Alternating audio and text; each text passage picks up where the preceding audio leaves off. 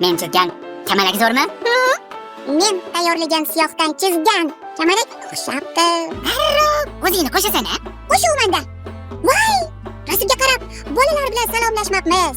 Assalomu alaykum bolajonlar. Salom to'polonchilar. Bugunchi tabiatning eng chiroyli hodisalaridan biri kamalaklar haqida gaplashamiz. Chizgan rasmingga ko'z va chiroyli qosh qo'ysaki bormi? Atlas ko'ylak kiygan Musbatoy paydo bo'lib qoladi. Musbatoy? Atlas deganingga o'ylab qoldim. Balki to'quvchilar atlasdagi ranglarni kamalakka qarab chizishgandir. Bo'lishi mumkin.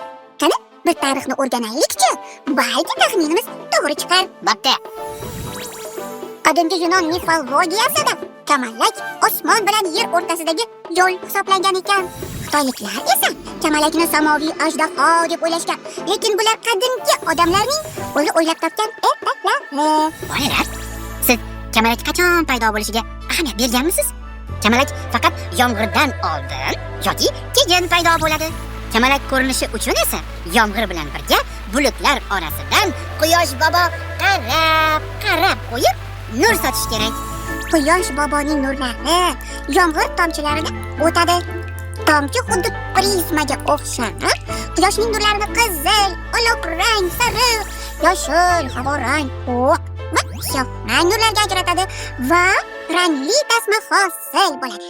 Birinchi bo'lib kamalakning nima ekanligini Arastu tushuntirib bergan. Kamalak moddiy jism emas, balki optik hodisadir degan. Yana bir gap, yomg'ir tomchilari qanchalik yirik, tumanloq bo'lsa, kamalak ranglari shunchalik yorqin, lekin ingichkaroq bo'ladi. Bordiy tomchilar mayda bo'lsa, kamalagimiz keng, lekin biroz xira bo'ladi. Bundan kelib chiqadiki, kamalakning rangi, shakliga qarab, qanday yomg'ir tomchilari osmondan yerga tushayotganini bilib olishingiz mumkin bo'ladi. Tabiatning har bir hodisasi qadimdanoq odamlarni turli kashfiyotlarga o'rgatgan. Masalan, hozirgi vertolyotning shaklini minachidan, samolyotnikini qushlardan o'rganishgan. Bu giyohlarning shakli esa naqshlar chizishda ishlatilgan. Osmondagi kamalakning yorqin ranglari mato to'quvchilarni ilhomlantirib, atlas matosi paydo bo'lgan bo'lsa ajab emas. Yomg'ir quyosh bilan birga shamol ham essa bormi? Shamol deysanmi? U bulutlarni u yerdan bu yerga haydab, hamma yomg'irni tomchilarini uchirib yuboradi-ku. Keyin qanday qilib kamalakni ko'ramiz? Mayli. Oldin kamalakni tomosha qilib turamiz. Keyin birdaniga shamol esadi. Keyinchi xayolpara. Keyin maza qilib parrak uchiramiz.